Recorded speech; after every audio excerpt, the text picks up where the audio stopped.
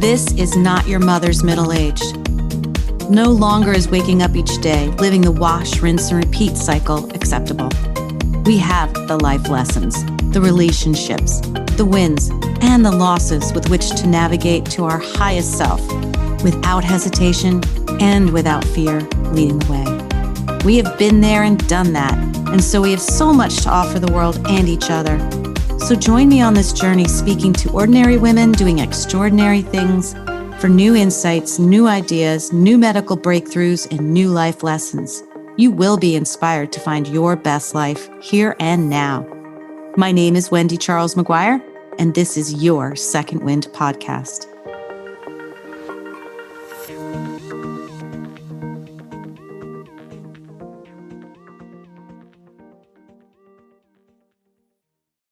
Second Wind, I'd love to introduce you to Cristina Caldwell.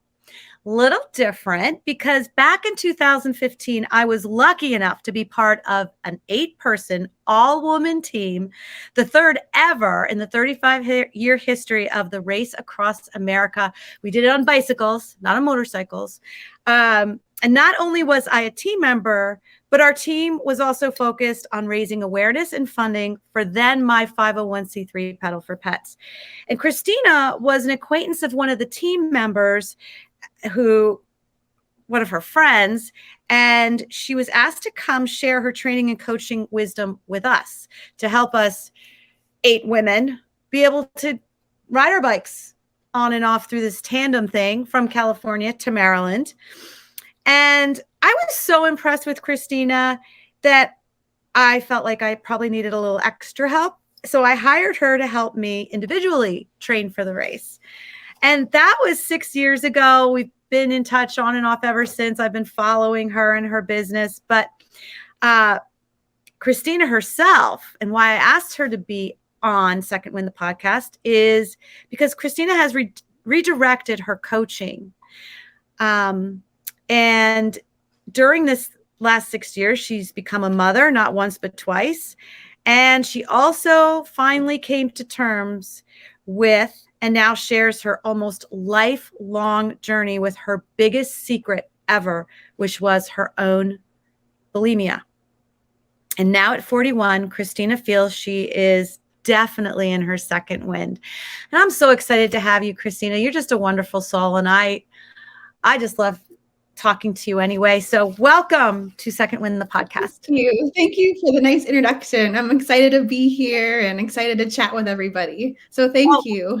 You're so welcome. And as I trip over my words, but that will change too. Let's just let that medicine start working. But anyway, moving right along, girlfriend, you told me there was definitely a moment, a defining moment for you when you said, enough is enough.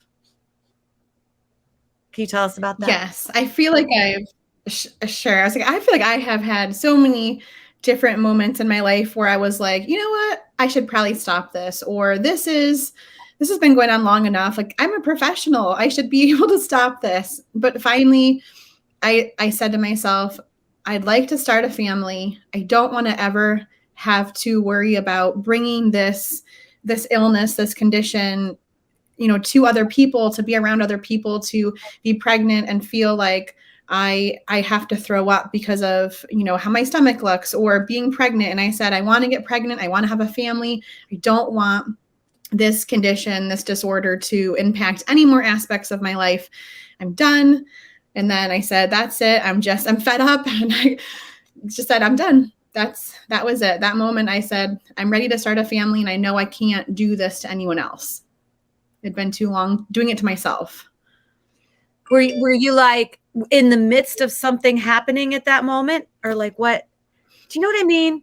Like sometimes it's a thing, or somebody said something, or something showed up in a magazine article, or you know what I mean? Was there a moment? Honestly, I had been struggling with the disorder for so long and for so long I didn't want to change. I had no desire to change. I liked my secret. I liked the comfort of knowing that I could go and, get my food and binge and purge and feel the comfort that I had needed with, with that binging and purging. And I hated the secrecy. I hated having to follow the rituals. I felt like I was being controlled by something outside of myself, and I didn't want that feeling anymore. There was no specific, article. There was no specific, even person that said I was with my husband, but he wasn't giving an ultimatum. He wasn't like, oh, if you don't change, I'll leave you. Nothing like that. It was really my own, you know what, I'm tired. I'm exhausted of the secrets. I'm exhausted of the rituals. And they did provide something for me for such a long time that I kept them. They were mine. I kept them, but I decided I was just, I was ready. And I went to she was a social worker, actually, therapist. And I said, you know what? I want to have children. I don't want to bring this into anyone else's life. I don't want my family to have to feel like they have to tiptoe around with food. I don't want them to have to feel like, that they're, if there's any secrets or shame. And I just wanted to be totally open. And I went to my counselor and I just said, I'm ready. I'm done. It's time to make a change. And from that moment, I said, enough is enough. And I'm ready to move forward and to make a change. And from that day I did. Wasn't like, that's it. I snapped my fingers and I'm done. But that wasn't that easy, but the decision was a long time coming. A long time coming. There were many times I had thought I should do this. I'm going to do this, but I didn't have a big enough driver. I didn't have a big enough reason to stop until I said, I don't want to bring anyone else into the world or into my life, into the secret. I just want to be quote unquote normal. I don't want to have the secret anymore. Well, thank you for sharing that. So let's go back and find out how does this lovely woman sitting in front of me, and as a very established athlete yourself, how did this even happen to you or for you? However you want to say. It definitely, that was also a long time coming. a lot of pressure put on myself by myself. A lot of, that internal, I must be the best at what I do. I must be this amazing swimmer, which is where I started in my athletic career. Started off as a swimmer, and I was driven. You started swimming? 8, I think, either 7 or 8. So I think 8. That's and I wasn't good. I was definitely not good when I was younger, and I had this drive, this need to be better, to show people that I was good at something, that I was, that I could kind of stand out and be good at something instead of just kind of standing in the background and being kind of like what you feel like you're just kind of in the background. And I just wanted something that I was good at, something to kind of just say, hey world, I'm here. I'm good at something. And I loved that. I loved the competition, the drive. I'm very type A. So that drive to practice every day, to be better, to, just to kind of push yourself, just really thrived on that. And that kind of started that pattern of that type A, being very meticulous about your training and your nutrition. And so when I was younger, I certainly wasn't throwing up. I started to really be observant of what I was eating and thinking to myself, well, do I really want this food? Do I need this food? Is this going to make me quote unquote fat? And so that was definitely the start. And, so I know it's so terrible. No, it's not terrible. What I'm thinking is how we as women, and you're now the 4th woman and the 2nd one on the show. I've interviewed a few women in different stages of their lives where I feel like we all have some kind of wacky freaking relationship with food. All of us, in some weird way. I just haven't met a woman yet who doesn't have a weird relationship with food.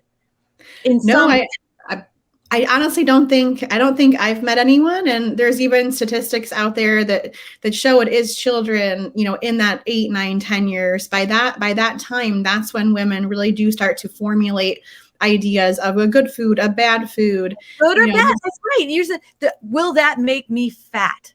Will that food make me fat? That's so screwed up that we are looking at it like that. Instead of, well, it does not have the nutritional value that I need right now to fuel me for what I'm doing right now. Or do I just want to eat that because it's delicious and I want to eat that and I'm not going to worry about it. Right? It would be so nice if we looked at food from the nutrient density. How is this going to make me feel? Is this going to help me recover faster from a training standpoint? Is it going to make me have energy all day? Is it delicious? And I think that's so many times kids watch their parents, they watch their peers, and you start to pick up on even, things, commercials, maybe not magazines so much because they're not as popular, but, growing up, you look at, oh, this person looks like this, or you see them, models on TV, or now, unfortunately, with things like Instagram and Facebook, you have influencers that can shift and change their filters and Photoshop I'm going to make my waist thinner today. And then people, young children, boys and girls, are seeing these images that are not accurate. And so I do really worry about the younger generation believing that what they're seeing is real, when in fact it's almost all filters and Photoshop and things like that. That's a good point, Cristina. It's almost like Instagram is like this generation's Cosmopolitan, or like those magazines, or Shape was a big one when I was growing up. Oh yes, Shape was definitely something I would get. There are these women. I would always look for Shape or fitness. I wish my thighs could look like that, but that's not how we're designed. But let's go back. So you're swimming and you want to stand out. Why do you think that is? Why is that a thing for you? I definitely felt like I had pressure from myself, but, also pressure just because our family was very driven. Everyone, we wanted to be good at everything, very, successful family or upbringing. We wanted to be the best that we could. Everyone had to, strive to be the best at something. And it just showed that you were putting in an effort. You were, you were trying. If you studied hard enough, you should get A's. If you train hard enough, you're going to be successful. And I wanted to be that person that was the intelligent one who got good grades and the one that worked hard in the pool and swam fast. And I wanted to, to eventually to swim in college and to kind of show that I was someone worth knowing, is the best way to say it. I skipped over a lot of years there. But okay. And you're doing well. You end up getting to college. I did. I ended up swimming in college, the Division I school, which had been my dream. My dream really had been to make it to the Olympics, which definitely did not come to fruition. But my dream was to go to a Division I swimming school, or swim for the school, and really just, show the people at home in my town that, again, that's, the feeling of, hey, she's, she knows, or she's been able to do something with herself. She is someone I should want to know. Or, there was a lot of feelings when I was younger that, I wasn't good enough. I didn't have the most popular friends. I wasn't the most, the coolest kid.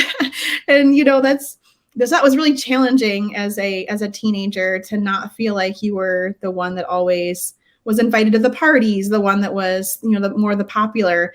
And so I threw myself into swimming, something that I knew I loved and gave me the outlet that I needed. And I thought, again, if I use something to kind of as a catalyst to make me stronger, better, able to be more successful, that over time that I'd look back and say, look how far I've come, look at how much I've accomplished. And, just all of these feelings of, if I do something well enough, people will notice. Absolutely. And if you're the person, that's what I did.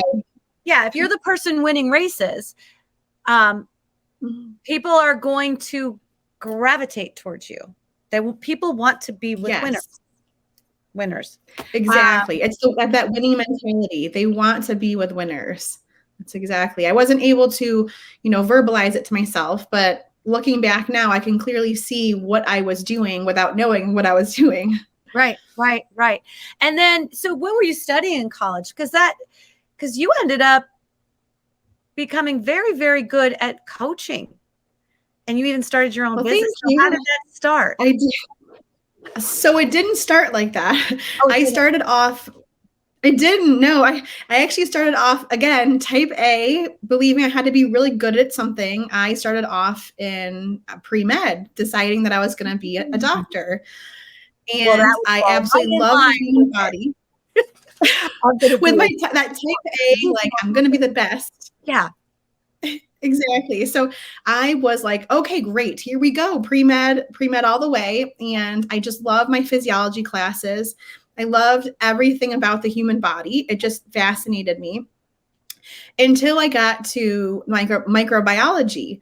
And I love microbiology. It's kind of weird to say, but the germs, the bacteria, the viruses, I love how your whole body works together as one. Mm-hmm. And I just realized, though, that like in the classes and the labs that I was doing, I was like, this is super interesting, but this is not me. Like, I don't want to be in a lab. I don't want to be, just feeling like I picked it because I felt like I should pick it versus like, let me actually think about what I want to do.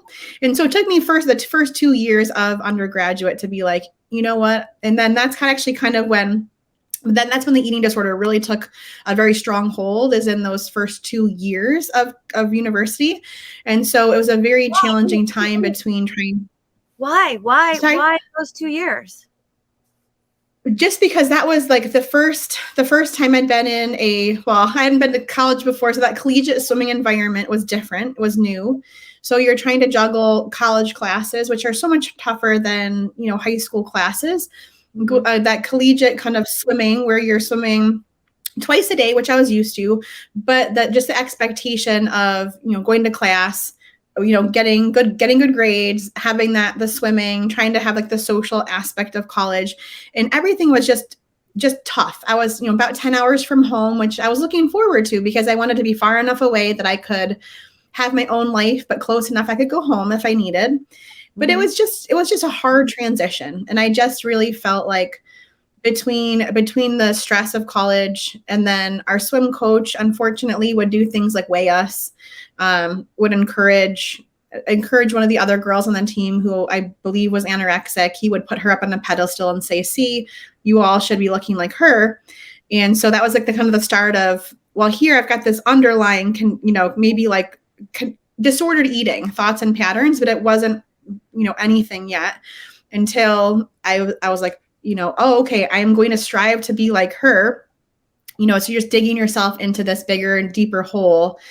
And that's kind of like that was the catalyst I needed between like the stress of class and kind of seeing who I should look like or who I should emulate on the team.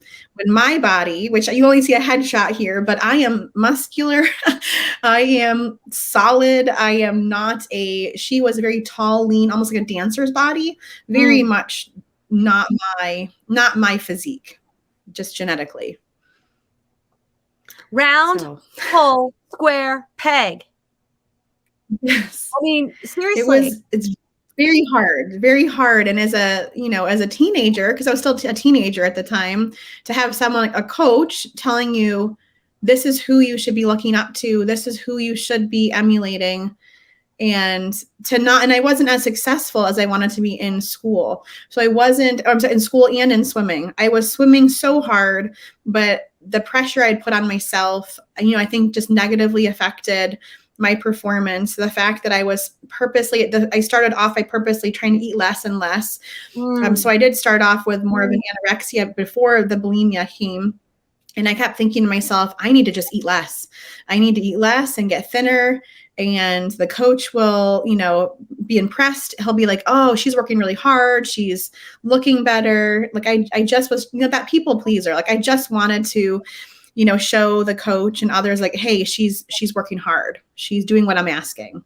So it was a lot of people pleasing. Yeah, that's so funny. And we talked about this briefly because, I was just running track and cross country and all those things in high school.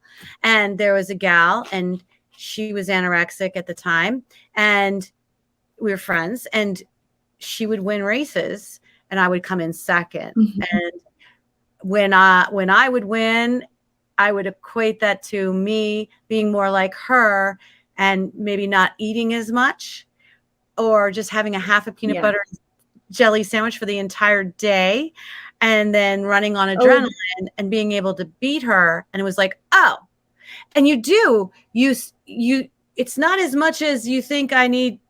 It's for looks. It's like, I want to be as successful as that person and look what that person's doing. And that's why they're successful. And that starts a whole nother cycle. I just think that happens a lot. Yeah, it happens so much. And I do think it's definitely the, almost like a self-validation that, okay, if I eat less, I'm going to get thinner, which is going to make me faster. More people will like me or think that I'm, successful. And it's like this cycle that you tell yourself something and then you're like, oh yeah, you believe it. And then it's this perpetual, it's just kind of like this begets this begets this. And so it's, like everything I needed just kind of circled, into like, okay, here I am. And I was like also in a sorority, which it wasn't the traditional or typical, like a Southern sorority where you have like big, I don't know, I think like balls or something. Like it was, a school in Ohio I went to. So it wasn't like that, but it was definitely, there was a certain aspect of, of looks that were involved. And certainly as I was getting thinner and thinner, more people were like, oh, you look so good. And, especially men. And that was something I was not used to having a male, say like, oh, wow, like you look great, whatever you're doing, or like just noticing you, at a party. And so that gives you even more validation that what you're doing is good because you're like, oh, great, I'm just going to eat even less. And it's like, sure, I can get smaller now. Like so it is definitely something that more fuel to the fire, right? It does. It adds more fuel to the fire. And so that was, that was kind of like everything coming together. It was, swimming was hard. I was under fueling. Classes were hard, but I was getting thinner. People like guys were noticing me. Just all this pressure. And so then I'm in these pre-med classes, which is what I was enjoying doing. But finally coming to the realization that I just can't keep going with everything with these classes and, with swimming and everything. Just so that kind of all came to a head. And honestly, I can't remember what changed first, if I had to go to treatment or if I changed my majors. I don't remember which one came first, but at some point after my sophomore year, I was told I would have to start treatment or I would be taken out of school. And so now who decided that? How did that come about? That was my family. So that was my family. And like, so talking to like the swim coach and just, I was getting weaker and weaker and just couldn't keep up. And I just was, not having the success that this other person was. And I didn't want to leave school and I hated to stop swimming, but I was so sick at this point and just so down and so depressed that I had to stop swimming because I was too weak, that it just kind of everything came to a head. I was, in this depression saying, why is it even worth being here, worth living? It didn't get ever as bad as, being suicidal at that point, but that's literally how you feel. Like, why, what's the even point? Like, I'm here to swim. I'm here to, to make these big things happen in my life. And here I am being told I can't swim. I have to go to inpatient therapy, or leave school. And it was just this, this kind of anger or like frustration of, no, I'm not going to, or I'll go to therapy or I'll go to my inpatient counseling, but you can't make me eat. And that's when the bulimia really started, is because I developed this defiance of, You can't tell me what to do. You might be able to force me to come here, but I will not eat. Or I will eat and I will throw it up because I just didn't want it in my body. And I was like, that was my pretend control. Because when you have an eating disorder, you believe you're in control when you're really not in control. So that was my brain, my control saying, I'm in control. I'm going to just throw up what you're telling me to eat. Yeah. And so that's when the bulimia started in between my sophomore and junior year of university. And then you changed majors also. Then I changed majors. I changed to exercise physiology and nutrition. And you'll find that, and this, I don't know the statistic here, but you'll find that a lot of people in nutrition have either disordered eating patterns or have eating disorders. That makes sense. So a lot of the people that were in my classes, one specifically sticking out, definitely was anorexic. And it's something that you gravitate towards things you're either good at, you understand, or you want to learn more about. And I wanted to learn more about not only the human body, but about food, maybe as a way to control even more, but also like just the intricacies, like what are calories? Why do you gain weight? How do you lose weight? And so it was a way to still do something with the human body, but have a bit more almost like control over the nutrition and the exercise side of things. Gotcha.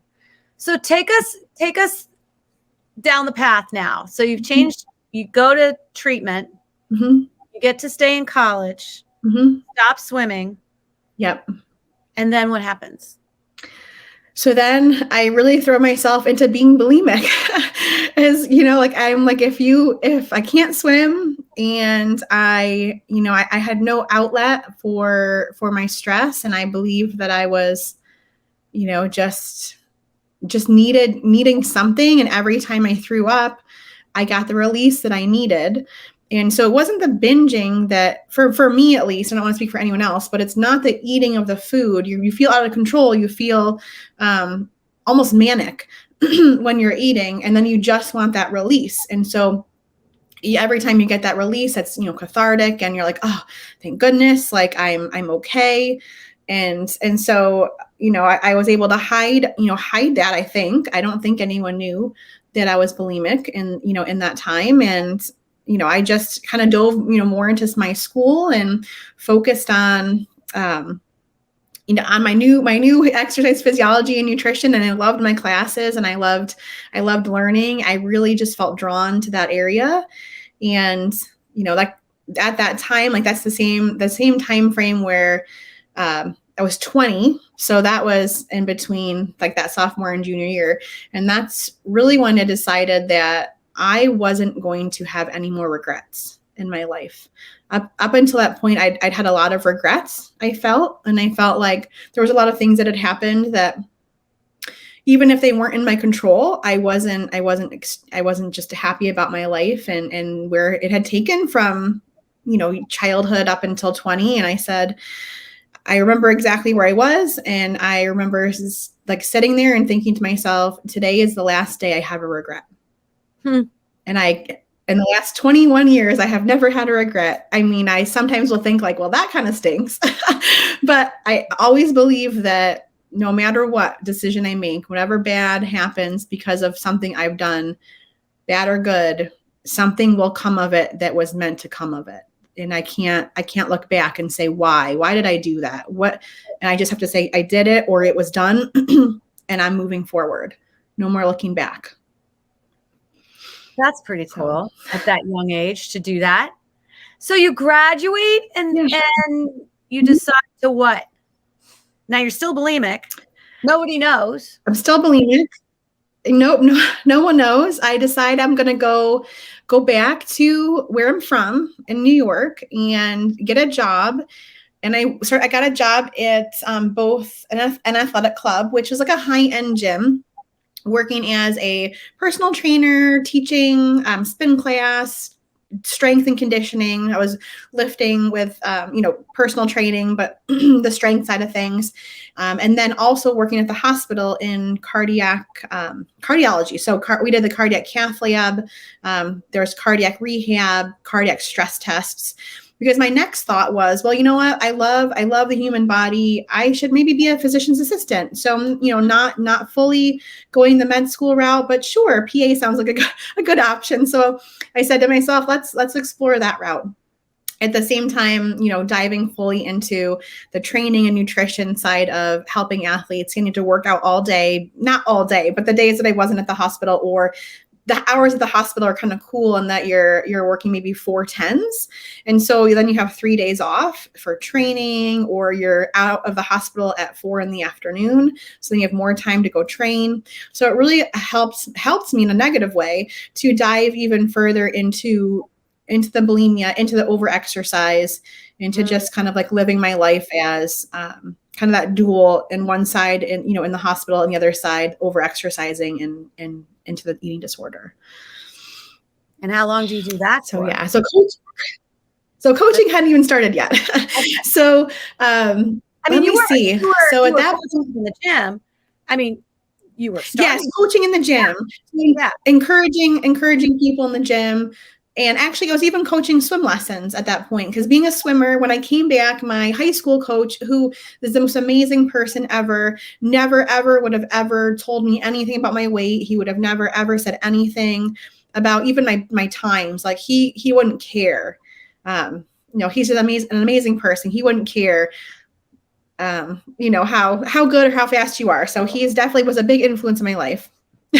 Sorry, and I'm not going to tear up, but came back and I worked with him and did some swim lessons, and I loved swim lessons because obviously swimming is very dear to me, and it's my home. In the pool, I feel at home, and I was able to work with the 8 and unders. So the little itty bitty ones who you just plop them in the water and they just splash around and like kick, and you're teaching them how to swim. And it was so much fun. It was just so much fun to get to work with the little ones and to see him again, and just to get to come back to a place that felt so familiar and comforting, being back in the pool. So I said that was my first coaching. And then what happened? So how do we get to where you start your own business? Oh gosh. So at that point I was at the hospital, and I didn't mention this, but back when I was a couple of years earlier, I think you know this, but I had taken a trip to Australia, and I had met someone there who was a rugby player and who was from South Africa, and we hit it off, and we were almost like pen pals, like back in the day. We actually wrote hand letters to each other. Like we'd send gifts like in the mail, just really just good friends. And he would talk about South Africa, like the most amazing, beautiful country, the most amazing people. And I'd always wanted to see it. And so when I was working at the hospital, I was making a pretty good income, and I did a lot of overtime. And because I was single and I wasn't really needing to people had families, like, oh, I'll take your call. So I made extra money, and I saved up, and I decided I was going to go to South Africa. So I, without knowing anyone there, and no one was like, I was like, who wants to come with me? And no one did. So I just decided I was going to go by myself, and I did. So I booked myself for a couple weeks and made like a tentative plan, because I figured I should have an outline of sorts of where I was going to go when. And the first couple days I was there, I made a booking at a place called Tangala, which is I don't know if it's even there still. I hope it is, but it's a small game lodge only for photography, not like hunting, but photography. And there was no electricity. And so I arrive, and I am just this like totally naive, like just, I don't even remember my exact age, but young 20s, he's a totally naive person, never been in a country like South Africa, and just no idea what I'm doing. But I'm like, I'm adventurous. I am young. I can do this. I'm woman, hear me roar. I was about to say that. I'm very like, I can do this. Yeah. So I get to the town's called Hootsprit. So I get to Hootsprit, and I was picked up and in this little Jeep, like Range Rover. And I was like, oh, this is so exciting. So exciting. And I get to this small, like 8-person lodge. And I meet the most wonderful woman, and she was Australian. And I was like, oh, she's so sweet. I was like, this is so nice. Just, like, just, such a nice welcome to South Africa. And she was like, oh my gosh, well, I have a son who's about your age, and he's here too. And I was like, oh, fun. And she's like, oh, but he's sleeping. And I was like, oh my gosh, like, who sleeps at, like, 2 or 3 o'clock in the afternoon in South Africa when there's, like, elephants walking by? Right. Like, who is just lazing about, And so I was like, my first thought was, oh, what a bum. Right. And I feel bad, but that was my first thought. But long story short, he wasn't a bum. He does like to sleep, but he wasn't sleeping. He was actually in town. I think his boots had a hole in them, and he had to get new hiking boots. So I met his family. His family is him, his brother, and his mom. And so we just hit it off. We decided to keep in touch. I guess like the pen pal kind of thing. But at this point, there was internet. So we kept in touch. And at this point, I was like, well, let's see if there's a connection. And from there, I was like, well, I can work anywhere with a hospital job. Let me see if I can transfer or, change jobs and just move where he is. And if it doesn't work out, hey, well, Cristina, so you guys started dating, obviously. Yes. So dating, you're like, ooh, we should probably try to be together at some point. Yes. Like, let's see if it's going to actually work out versus seeing each other like maybe a weekend and then a couple weeks and then maybe a weekend, because we were all the way across the country. Mm-hmm. And he was in Oregon, and I was like, I've never been to Oregon. Sounds like a fun state. They have all sorts of trail running and mountain biking. And I was like, that sounds right up my alley. I may as well go. And if it doesn't work out, it doesn't work out. And so that's kind of the next adventure. I went. Okay. Yeah. And what happened there? So still having my eating disorder, just able to cover it. He didn't know. No, he had no idea. And I was able to cover it. I was good at that point. I was really good at covering. And so I was able to, carry on this, relationship. And, again, his mom, who was actually in Oregon, just a super, super awesome, nice person, had no idea. And it was a struggle, but I was combining my over-exercising still with my nutrition. On the outside, everyone would look and see like, oh, you're such a healthy eater. Oh, you're making, they didn't say making such good choices. I'm not sure but it was like, oh my gosh, you're eating so healthy. And then, on the flip side, I would go to the grocery store and go buy cake or cookies and secretly, eat it, binge on it, purge, feel better, go back to my life of I'm athletic and eating healthy and, just training, and I'm this perfect person of good health and nutrition with this secret bulimia. Mm. And you said you had a routine going for that. Like, I did. What to eat, how to eat it, when to throw up. Yep. All that. How to hide it, where to throw it away. If I wasn't like, I had a Jeep Wrangler. So if I was in my Jeep Wrangler, where could I go and throw up the food? Where could I throw up? Or could I put the bag if I was throwing up in a bag so no one would see it? If I was in a bathroom, how would people not hear me? So I had all sorts of, just depending on where I was or what the situation was, what did I need in order to keep this hidden? It's like so no one else, found out. It is. It's mentally, it's physically exhausting. Your throat's always sore. You have indigestion or heartburn all the time. Your face is puffy. Your electrolytes are off because you're always throwing up. So you can cause a heart attack from throwing up. I thankfully never caused myself to have a heart attack. But you're always playing this game of covering and, like getting to the next meal or getting to the next throw up. Like, how can I get to my next binge and purge? And so it's almost like this, you're always looking for the next binge and purge. And so for so long, I was loving, Brett, and I loved our life. And, we had a dog, like, so a Ridgeback named Rogue. And, I loved our little family, and, but it was exhausting. And you guys got married. We got married. Started we got married. And we decided we were going to wait to have kids because we both wanted to, we love traveling, and we wanted to just explore. And we weren't ready to settle down. And he didn't, again, know about the eating disorder at that point. And I, in my head, was like, oh, I'm not ready to, like, I thought to myself, oh my gosh, I don't want to gain 40 pounds. Like, that's like the thing you think about is like, I don't want to gain. Yeah. I don't want to gain weight. Like, it's like, I'm working so hard to, like, to not be fat, or to not, like, all these things. Like, you equate food with, like, oh my gosh, I'm going to get fat. Oh my gosh, people are going to think about me. They're not going to love me. They're not going to want to be friends. Like, all of this almost like it's self-harm, but it's like lack of love, like lack of self-love, that you believe that people will only like you if you're thin. They'll only like you if you're a good athlete. They'll only like you if you're smart, successful, all of these things. Mm-hmm.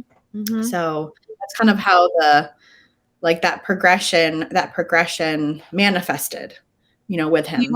And you started your own like fitness business, right? With your husband.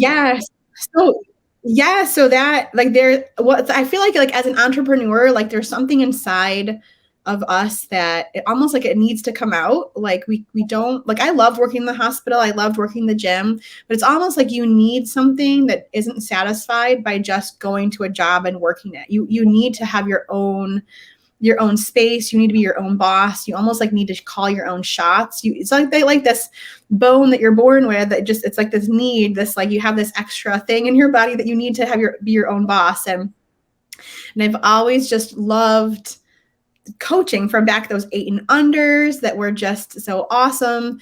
And at that point, I just wanted to be able to offer something to athletes as almost like a safe place to come to feel that they could come in and ask questions for running and triathlon and cycling and swimming, and just be that resource for people. Because I knew so many at this point, I'd done Ironman, and I'd been doing half Ironman and Ironman, and athlete, right? You kept doing races, yes, pushing your body. Yes. And I loved it. I loved pushing my body, the ability to push my body almost to that brink of how far can I push myself before I break. That feeling of that need almost. Mm. It was satisfying that need to, again, to show people that, hey, here's this tough person who can push herself. Who is this person that, and I was a good athlete. I was fat. I was fast at one point. Mm-hmm. I was eating enough. With bulimia, you tend to eat so much that you can never throw it all up. So that's why a lot of bulimics don't look like they have an eating disorders, because they're either normal weight or slightly overweight. And I was, at some points I was overweight, and sometimes I was normal weight. And so you generally tend to have enough calories on board that you can fuel your training, because you're not like anorexia, where you're so self-limiting in your calories that you don't have the energy, that your body starts to eat the muscles because you're not fueling enough. Right. That's where you start to eat those muscles, and you're too weak. So the pendulum had swung where I had plenty of calories, and I was able to train hard and race long. And I found, when I was younger, I definitely had bullying happen to me, which didn't help anything of my younger days. And I found in the triathlon community, even the running community, not the trail running community, I'm going to separate them. The trail running community I've always found to be very warm and opening and welcoming. But in the triathlon community, the cycling community, at times the road running community, I did find a lot of maybe harsher attitudes, ego-driven successes, having to look a certain way, be a certain speed. And I always felt like I wanted to be a voice for people who wanted to train and race to make themselves feel good, to be better. But maybe they were, working a full-time job, and they didn't have enough time, energy, money to spend on training 30 hours a week to become this elite level athlete. But hey, they wanted to train for an Ironman. Hey, they wanted to do a marathon. And I wanted to be that kind of that person, that shop, that experience for those athletes to be there. So that's how the shop started. I opened up and trained, and we had CompuTrainers, which maybe people don't know about these days, but cycling trainers and TRX and strength and, treadmills. We ran, we swam together. It was a lot of fun. It sounds like a lot of stress, but a lot of fun. You're married and you have your business and you're doing the things you love and tying it all up with a pretty bow, and yet you're still throwing up. Like, it doesn't make sense, right? Yeah. It doesn't. And like, looking back, it's like, why did I do that to myself? And I truly believe that it still stemmed from feeling lack of self-love, like feeling rejected, whether it was from myself or from others, previously. I just felt like I wasn't worthy enough, even though, I had a great husband and, family, and my mother-in-law, was in Oregon. And so, super helpful and nice and caring, and couldn't care how I looked or how fast I was. She just laughs anyway. Like, like a 5K, she would be like, no, thank you. Like, she couldn't care less. And so I had all these wonderful people, and I still just didn't feel like I was worthy enough to have it, and I use that bulimia as a way to, just to feel like I was in control of, no one's going to hurt me. No one is going to tell me, like, that I'm not good enough, because I'm telling myself that. And I was able to control my own emotions, my own self with the bulimia. So it's like, instead of like having emotions be put on me from other people, I was putting those emotions on myself and almost like protecting myself, because I was like, if anyone's going to do it, I'm going to do it to myself. That kind of like that weird, it's messed up. It's not what I want people to like listen and be like, oh, that sounds great. No. I want you to be able to recognize that that's not normal. And I don't know about you, but when somebody would say, oh, you look great, you'd be like, you dismiss it. Right? Oh, totally. You're like, oh, thank you. And I still struggle with that. Like, my husband will still say, oh, you look like, I actually had a Zoom call with someone earlier today, and I didn't have any makeup on. And she's like, oh, you look really pretty today. And I'm like, oh, no, I don't have any makeup on. It's like, it's still hard for me to take compliments, even though I'm in a totally different place emotionally, physically, spiritually. It's still hard to say, well, thank you. Just stop. Say thank you, full stop.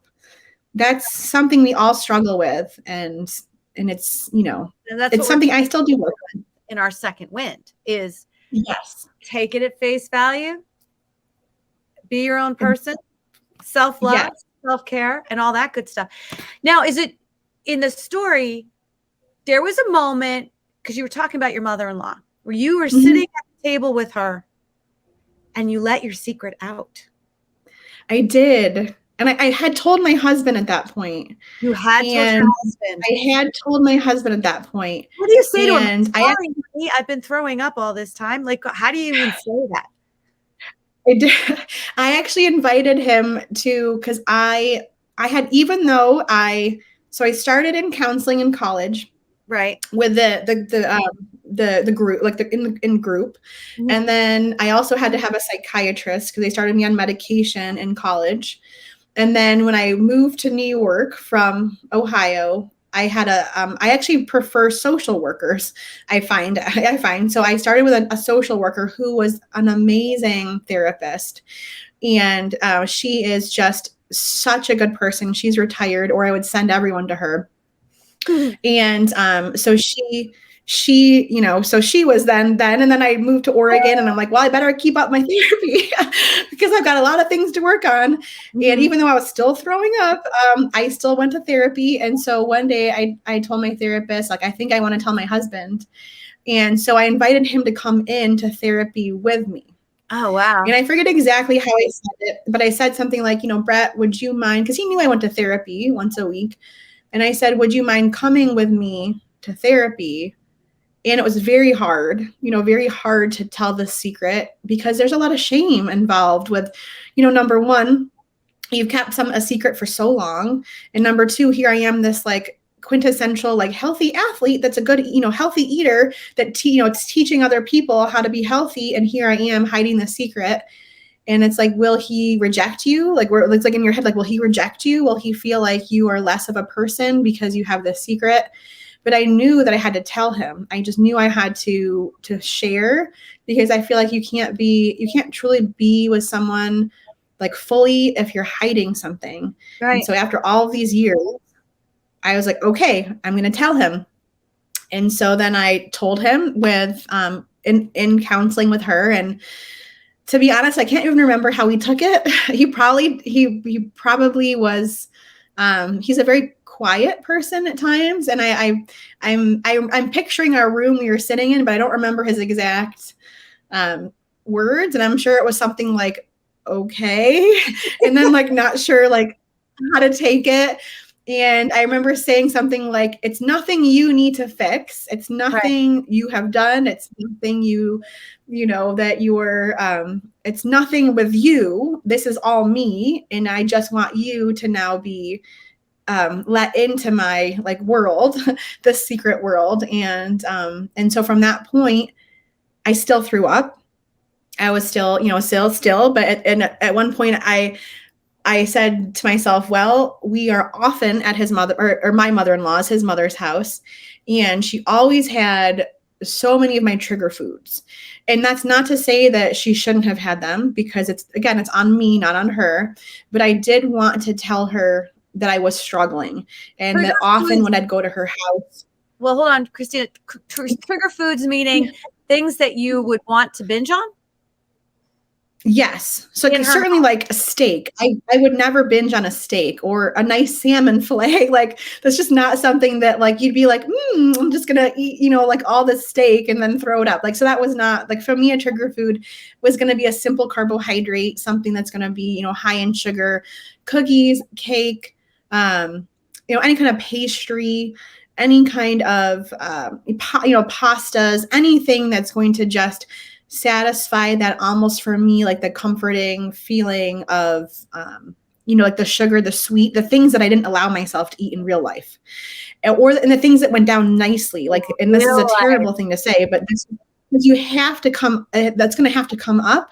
So you want things that are going to be soft. So bread is going to become soft coming up. I did ice and cream cake in high school and college. I did ice cream because it was so simple to throw up. Yeah, exactly. Ice cream. It's simple. It's delicious. It comes up easily. That's also something that's easy to throw up. Like it's, so you look for foods that are going to be, easy, because you don't want to be throwing up carrots. Like it's just not going to be like, it's so she always had a lot of breads and, cookies. And I don't even remember, there'd be foods that I'd like sneak. And I felt so much shame around sneaking foods. And I must have thought, oh my gosh, she's going to be wondering where her food is going, and so I was like, I just have to tell her that I am really struggling. And that and I wasn't asking her to hide the food, but I wanted her to know that sometimes I might not want to have the bread, because if I start on that pattern, then that might be something. And at that point, and that's again something I was working with my eating disorder counselor of, trying to say like, well, you can have a piece of bread. That doesn't mean it's going to have to be a trigger. Like, how can we stop that trigger? But I just wanted her to know that I was really struggling every time we went to her house, and I kept sneaking food, or I felt like stealing. I was stealing food, and I didn't want to feel like that. And I just wanted her to know that I needed to share with her that secret. And I pretty much thought she'd think I was insane, because it's not, having an eating disorder isn't always, just like a normal thing. And so I thought, oh, she's going to think less of me. She's going to think I'm crazy. But I felt strong enough that I had to be authentic with her, because I just felt like, again, enough is enough with who I'm pretending to be. I don't want to pretend anymore. And while I did feel shame, I wasn't ashamed of who I was. I was ashamed of the behaviors I might have been doing, but I wasn't ashamed of who I was. What'd she say when you told her? She was supportive. Like, she probably thought I was crazy, but she didn't act like that. And she didn't say anything like, oh, how could you do this? Or, oh, this is terrible. Or, oh, don't ever come back, kind of thing. Loop. Yeah. Like, it wasn't like that. It was very much like, I felt very close with her, very comfortable with her. I really felt like I still think she cares about me. Like, I feel like we're close. Like, so I felt like I could share with her, and really hardly anyone else knew, at that point. And so it wasn't something I openly talked about, just because I just wasn't ready to share that side of me. But then I felt much better knowing that she and Brett both knew. And that was pretty much my support system in Oregon was Brett and Lorraine. So you started, the shell started coming, the wall started coming a little bit. There were some holes in the wall.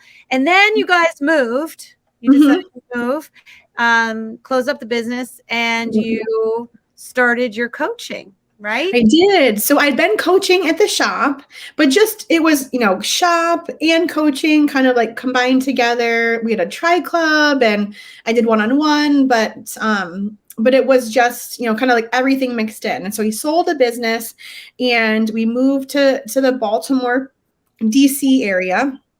And I took a job at Power Bar, which I just loved my job. I got to do kind of like marketing, sports marketing, but it was more, my job was teaching sports nutrition. So that's when I met you, right? That's when we met. So I loved my job. And that's when I started. So I worked for Power Bar, and then I started coaching and doing sports nutrition on the side, because I loved it so much in Oregon that I said, I want to keep doing this. It brought me a lot of joy. I loved helping athletes to just go from maybe feeling this certain way to like feeling like, oh my gosh, I feel so awesome, or watching them complete. And even today, like every time one of my athletes, whether it's a one-on-one client or someone that is on our team, who maybe I don't coach personally, but they follow one of my training plans, I'm watching Ironman, or there aren't too many races that have a live finish line, but Ironman does. And I love watching Ironman, and I will watch them cross that finish line, like tears just streaming down my face, because I'm so happy for them.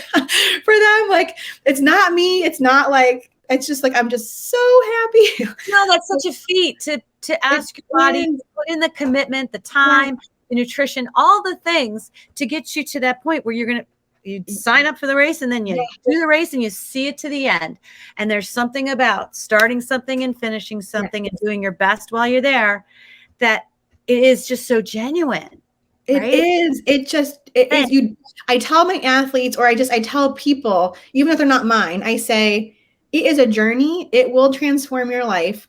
And whoever you start off being will not be who you become. Like, you are a different other end, right? You are a different person, and it is amazing, and it is so life-changing. And even if I've got some athletes that never go back to Ironman, a lot stay, or they might change. Like, then they might do an ultra marathon, because that's another challenging distance, but it's something a little different. But they stay in this world of endurance sports because it does change you, and you feel different. You can push your body in a way that's makes you feel alive. And it's an amazing feeling. It really is. But yes, I love that feeling. And then even if it's not me crossing the finish line. Right. And you were helping me and helping me with a food plan and all that good stuff. And you were still getting sick then too. Yes. I was still throwing up, but I was more almost like self-aware. I was at that point trying to, okay, I'm going to start to make changes. I am, I want to start to be a better person. Like, I don't want this to control me anymore. And so that was like, that kind of like as a turning point. It wasn't the turning point, but it's like that small, you make baby steps. That's a baby step towards becoming, a more healthier version of you. And unfortunately, that's when I tore my hamstring. So then I had to stop training in general, which does not help when you're an athlete that can't train, and then you're trying to stop the eating disorder or disordered, patterns that you've been doing for so long. Now you're not being able to burn the same amount of calories. which adds a whole nother Yes. level to this. Yeah. Exactly. You can't burn the stress, and you feel hopeless. You can't change the situation you're in. It's like you can't make yourself heal any faster. And so then it's like definitely a trigger. And of course I was still in therapy, and able to, I was able to work through it. And I met the most amazing doctor in Washington, D.C., who has passed. And he literally, I believe, saved my life. Like he was able to help show me what it means to be okay with who you are as a person, because I thought my life was over, having torn my hamstring, and for months and months no one could figure out what was wrong, and I was just in constant pain. And he was able to show me through ultrasound, but he believed in me. He was able to, we didn't have a lot of money at this point, and a PRP costs $1,500 an injection, and he charged me $0. He would have me come in, and he would say, I'm not going to charge you, and we are going to do this, and we're going to do this, and we're going to do this.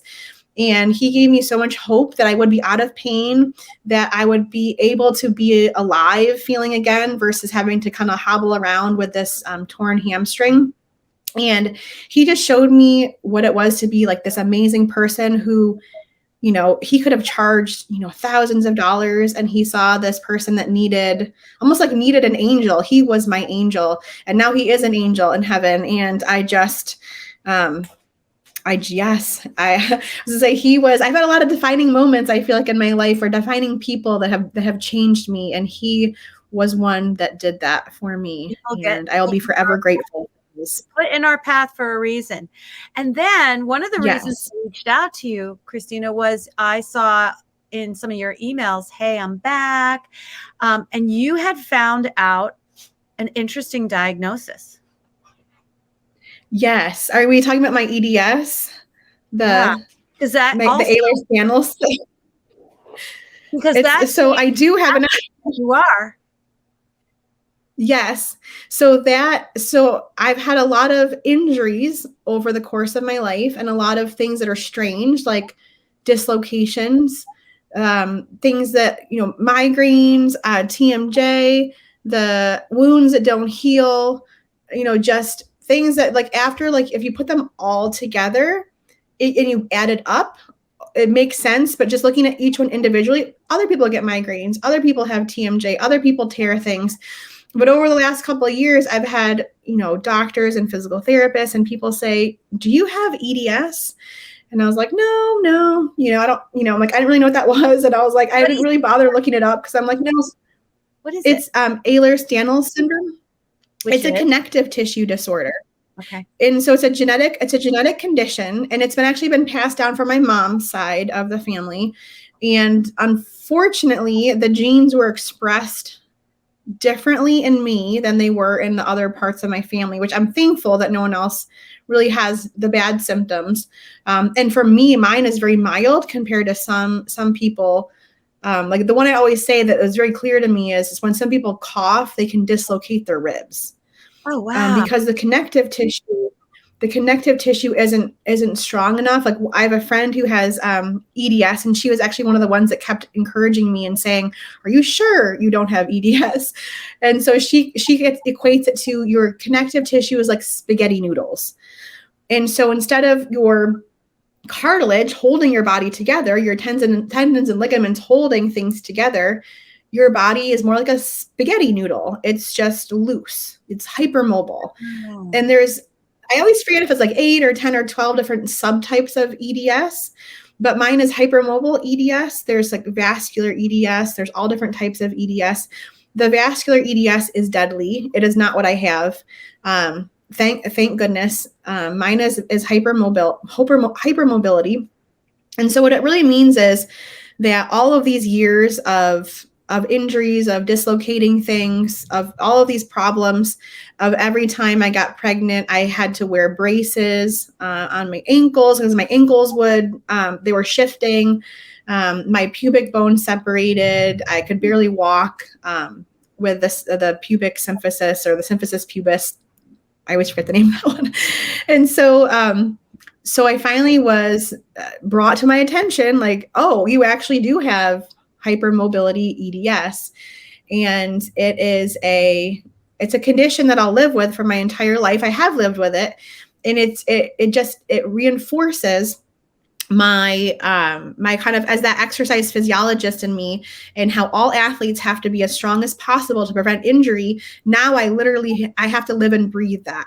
I can't really go more than a week without strength and conditioning before I'm at risk for tearing something or becoming too hypermobile. So I still have to wear braces, and I do a lot of what we call physical therapy. It's not really physical therapy because the goal is not to heal, like, oh, I have a torn, rotator cuff, I need to heal it, or oh, I have an ACL tear. Mine is, I don't want to dislocate or shift my pelvis or trip and sprain or strain or tear something. And so my goal is keeping my body together. I hold myself together, if that makes sense. Yeah, that makes perfect sense. So it's a lot of core. All of this has been combined now to where you're like, I'm going to get over this, and I'm going to create this business. And as you told me, helping other people transform their lives is what lights you up and keeps you going. And at the same time, it has transformed your life. So what is it that you're doing? 100%. Tell us about what 100%. So right now I still coach one-on-one for athletes, whether it's training, nutrition. I have some cycling, running, triathlon athletes. Swimming, I love to coach, but I don't really coach too many, just one-on-ones. And then what I've done is I've created programs. I call them mini courses because they're, a couple weeks long, a month or two long, of things that I want athletes to know to help them, that if they either don't have the time, the bandwidth, the finances to work with a coach one-on-one, I wanted them to have the opportunity to have access to the knowledge that I've gained over the years through my schooling and life and education. And so I've created programs that are based on nutrition and strength and conditioning, and I offer those to athletes as a kind of a DIY. And then I wanted to have the ability to reach more athletes in a team setting where they get access to me as a coach, access to all of my programs, whether it's training plans or strength and conditioning plans, nutrition plans. That's all in my team membership. And so anyone can join at any time. And it's just, we do swimming, cycling, running, triathlon, all different distances. And my overall goal is to help athletes transform their lives from wherever they are into what they want to be. So whether that's a marathoner or doing a century or an Ironman, a half Ironman, it's more of, I want everyone to just know that they're welcome into the group, to know that I'm there to support them, to encourage them, and that there are people that understand them. Because that's something that in our community of endurance athletes, you're either, I often find you're training by yourself, or maybe you're in a team, but maybe the team you don't talk about maybe the issues that you're going through. Like I have an injury, or, oh my gosh, Coach Cristina, this just happened. Like, what should I do? So like, I'm there to be able to help and guide them with advice, and, whether it's nutrition or training, or just sometimes like stress or life. And again, I'm not a psychologist, but I do tell my athletes I'm very open now about my past, and I try to be authentic, because I want others to know that I understand, that I have walked in those shoes. I know what it's like. You don't have to hide around me. You don't have to be afraid to tell me anything. And that if they have an injury or an illness, or they feel like they might be starting down a pattern of unhealthy eating behaviors, that I will be able to help them to get help. Not me, because I'm not a psychiatrist, but I will help to guide them in a way to finding the help they need. So I love that. Can which is that go off and feel good and feel like $1 million. Do you work with women who have found themselves in their second wind and have said, you know what, I've never been an athlete. And there's this like 5K, that I want to sign up for. And I have no idea how to train, eat, or do that. And I don't want to ask anybody around me. I just want to do it. Maybe can you work with people like that? I do. So I do work one-on-one with anyone who has a goal for something, whether it's, their first 5K, their, a first triathlon, or, or someone who's been in the field for a while. So that's definitely something that I do. That's more, I would say, for the more one-on-one side of things. The team I'd say is more athletes that are more kind of not self-sufficient, but they're like, I've been training for a little while. I kind of want to get better. I want to plan to make myself better. I want the team to support me. But it's a little bit more like they already know how to swim. They already feel comfortable kind of doing that. Maybe they've done it before and they want to get better. Yeah. So say one-on-one is I'll take athletes that are like I have a new athlete starting who's training for, it's a male. He's starting for a sprint triathlon, and we're starting from zero. Like we're starting, like he knows how to swim. He's got a bike, but we are going to be starting from, kind of square one. And I do actually tend to find most of my athletes are in their, I'd say 35 to 55. Most of my athletes are older, families, have maybe like a career that's established. Doesn't mean I don't like younger athletes. It just tends to be more people, I guess, are attracted to me that are a little bit, older in their second wins. They're ready to accomplish. Maybe they've had their careers, they're accomplished. They have a family. They feel like I need something else, a new goal, something to strive for. Love all that. And I suggest that anyone in their second wind who's just thinking about, I probably should run a marathon before I leave this earth. If that's something you are desiring to do, it will change your life. I've done it. It will change your life. Christina's your girl. I know this as a former client, because I would go to her and say, I ate this and it made me feel this way and I couldn't do this. What do you think I should do? And you would help me with that. And then different amounts of different kinds of foods. And it's just, you don't really deprive yourself. Maybe, I remember you said, maybe you shouldn't eat the whole avocado. Maybe you should have half the avocado. I'm like, oh yeah, I could probably we will never starve, never deprive, never restrict. But sometimes when we're looking at our nutrition, we think, okay, I want an avocado, but do we need the whole thing or can I take a chunk of it? Or, I'm a big believer of, especially when I did finally heal myself emotionally, physically from the eating disorder, I said, I will never not and allow myself to have like something I want. So every single day I have dark chocolate. I'm never gonna. Carly Ogren was also, her episode has already happened. She's 30 something. She is a baker. She struggled really bad with bulimia. And that's what she does every day. She has a cookie and she enjoys it tremendously, and it does not have to trigger her. And life is good, and she looks great, she feels great, and she can help others, which is exactly what you're doing now. And dark chocolate's delicious. Who doesn't want a little bit of that? It is delicious. And there's no reason you can't have foods that fit. Everything can fit. It's just in moderation. We just have to, use portion control just to make our plate. Yeah, exactly. If you had, one kind of thing or one lesson that you have learned through this lifelong journey that you want to share, like a mantra or something, or mine for example, mine was like, I have no expectations about any situation. I like that. That's a very healthy way to feel. I have a lot, and I do try to like talk about them regularly, and I try to encourage, whether it's through my athletes or social media, I try to talk about a lot of things. because I do believe it's really important to be open.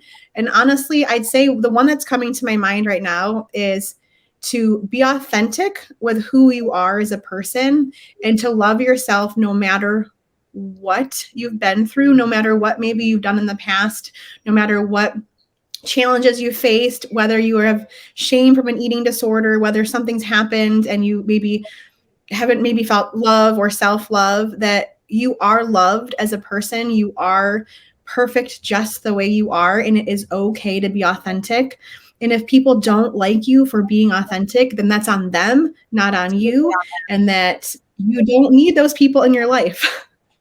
They were not your people. That's right. People who need to be in your life at the time you're in will filtrate towards you, and those who are not going to serve the purpose that you need to be in at that moment will kind of fall to the side. I've seen it happen, and it makes perfect sense. Doesn't mean they're not going to come back into your life another time, but it's so true. So true. They're not what you need right then and there. And that's a hard one to learn, is that people you think that are your ride and die, that they're going to be with you forever, or that they are really important to you. And if they're not there to support you or not what you need at that moment, it's okay to let them go. It's okay to, to say they're not right for me right now. And that's okay. And for someone who's a perfectionist or like a type A, like, I have to be friends with everyone and I need, everyone must like me. It's very hard for me to say, it's okay. Just be you, be authentic, love yourself for who you are. Let those people go. They weren't your people. And the people that are drawn to you are going to be there for you. And that's who you need. And I just want people to know that. Yes. Even if it's hard to believe. Yes. Wow. You really shared it all. I really appreciate that. How can people find you? Okay, so you can find me. I have a website. Just my business is called Fueled Coaching and Nutrition. So you can find me on my website, or I'm on social media. We have a free Facebook group for anyone that wants to get tips and tricks. I like to go live and do videos, and I feel like that's why I can give back. And so that's called Train and Fuel. Or you can find me, if you're more of an Instagram, you can find me at Fueled Coaching is my Instagram handle. Those are kind of my only places right now that I'm out and about. Are you still doing videos in your kitchen for different food? I haven't since moving here. So the last I was doing those in Texas, but we don't have an island here. And I think that is honestly, I've been thinking like, I'd love to do more videos, but without an island, it's really hard to like set. I guess I could just get like a tripod or something and set up. But, and to be honest, now that we have toddlers, it is so hard to keep the kitchen clean. Because when I was either pre-kids or pregnant or had babies, they're in a high chair, and even if they make a mess, it's like in the high chair. It's not like all over the kitchen. And now it's like a whirlwind in your kitchen has gone through, and it's like, but I love to cook and share, and I do share recipes. And on my one of my websites, I actually have a couple, just depending on where you come and find me. But on the fueledcoaching.com, I do have free recipes for athletes that are, snacks and meals or recovery recipes. I love recipes. I feel like cooking is love. Sometimes it's love against like self-harm kind of love, but once you're loving yourself, you can cook in a way that you're actually showing love to yourself instead of that self-harm. I love that. I do love the recipes. I just haven't done any videos in the kitchen. Often I'm in this office, which is not as fun, not as exciting. But we will look for those because I know they're going to come back because theirs are good. Well, thank you. I hope so. I learned a lot. So, Cristina, I want to thank you so much for your time today and for your vulnerability and for sharing a really tough subject. Thank you. It's hard, but honestly, it's something, it's refreshing for me to talk about it, because if I can change one person's life, if I can stop one person from going down the path that I went on, it would be worth it to me, because it is so hard. And there are days when you're in the trenches of that eating disorder that you don't ever think you will go one day without throwing up. And you wonder, how can I ever get through this? And I want people to know that if you're in those trenches and you are fighting, keep fighting. And if you are feeling like you're starting to have disordered eating patterns, thoughts, I want you to stop before you go down that route. And seeking help through actually, May is Mental Health Awareness Month, I believe. And I am not ashamed to talk about, counseling, therapy.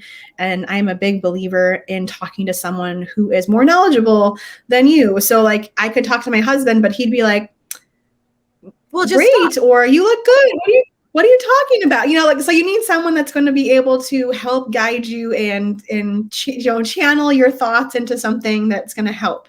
So as hard as it is, and as maybe embarrassing or just nerve-wracking it is to reach out for someone for help, know that it's okay. It's normal. And I am an open book. So if anyone has any questions about anything, please, you can always reach out and ask me a question. No question is ever too personal or too out there for me. She will answer, and she will answer. I will. And you're just a great person, and I really appreciate you. And I'm so glad we met 6 years ago. Gosh, no, 7 years ago, because it was 2015. Yeah. My gosh, I guess it is. It is. Oh my gosh, getting so old. Time is flying by. It was probably. I have pictures. I have pictures. I should. Yeah. Send them to me. It's been a while. That was. I know. I was gonna say it's been a while. But I'm so glad we reconnected, and I thank you for your time, and your newsletters are great. So keep going with those. I will keep reading them, and once I get over this line, maybe I'll do another race of something. And I'll get you to train me again. You should just pick something for fun.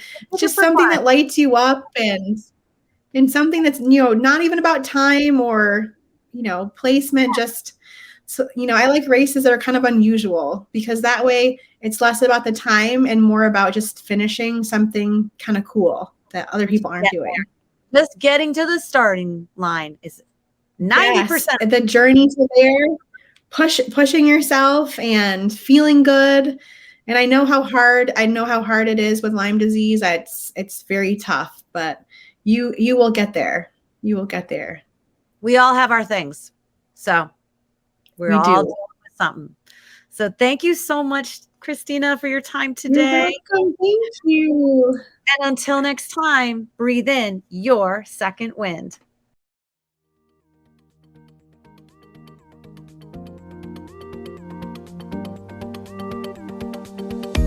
Thank you for listening today. I hope that something you heard made you smile, made you think, and made you feel. If these incredible stories empowered you, awakened you, or left you feeling inspired, make sure to share with a friend and write us a review on iTunes so we can continue to change lives through this content. Make sure you tag us while you're listening on our Facebook group, My Second Wind, or hit the link in the show notes to join the conversation. Until next time, go ahead and breathe in your second wind.